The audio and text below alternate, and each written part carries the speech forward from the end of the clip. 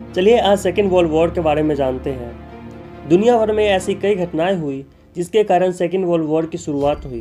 कई मायनों में second world war first world war की छोड़ी गई उथल पुथल का प्रत्यक्ष परिणाम था। वर्साई की संधि ने जर्मनी और मित्र देशों के बीच प्रथम विश्व युद्ध को समाप्त कर दिया, क्योंकि जर्मनी युद्ध हार चुका था।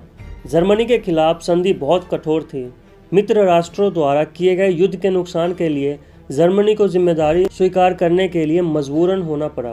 संधि के लिए आवश्यक था कि जर्मनी एक बड़ी राशि का भुगतान करे, जिसे पुण्य मूल्यांकन कहा जाता है। संधि के साथ समस्या यह है कि इसने जर्मनी की अर्थव्यवस्था को बर्बाद कर दिया। लोग भूखे मर रहे थे और सरकार अराजकता में थी। इस समय जापान तेजी रूप से बढ़ रहा था। हालांकि एक द्वीप राष्ट्र के रूप में उसके पास अपने विकास को बनाए रखने के लिए भूमि या प्राकृतिक संसाधन नहीं थे। नए संसाधन हासिल करने के लिए जापान ने अपने साम्राज्य को विस्तार करना शुरू कर दिया।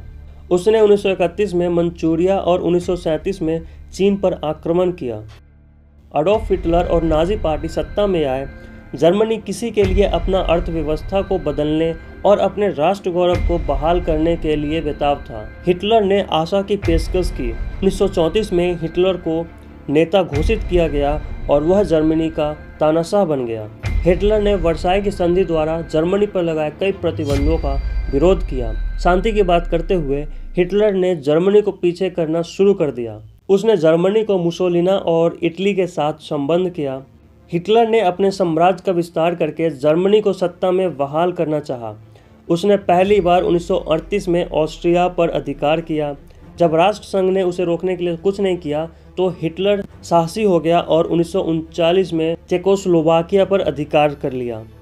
उस समय तक यूरोप के राष्ट्र थके हुए थे और एक और युद्ध नहीं चाहते थे। जब इटली और जर्मनी जैसे देश आक्रामक हो गए और अपने पड़ोसियों को अपने कब्जे में लेना शुरू कर दिया और अपनी सेना का निर्माण करना शुरू कर दिया, तो ब्रिटेन और फ्रांस जैसे देशों को तुष्टीकरण के माध्यम से शांति बनाए रखने की उम्मीद थी।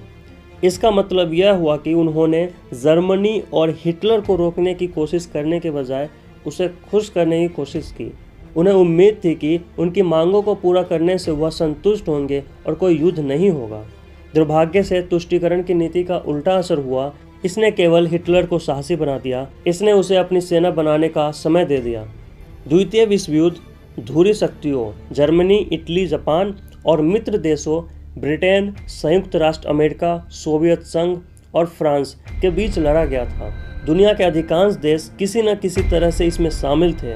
यह पूरे मानव इतिहास में सबसे घातक युद्ध था, जिसमें लगभग 70 मिलियन लोग मारे गए थे। द्वितीय विश्व युद्ध 1939 में शुरू हुआ जब जर्मनी ने पोलैंड पर आक्रमण किया।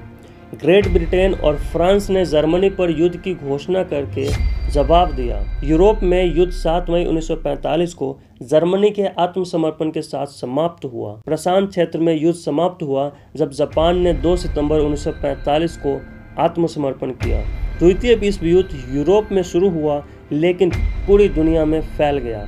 अधिकांश लड़ाई यूरोप और दक्षिण पूर्वी एशिया में हुआ। तो ये था सेकेंड वर्ल्ड वॉर के बारे में। आई होप आपको समझ में आया होगा। See you again on Zero.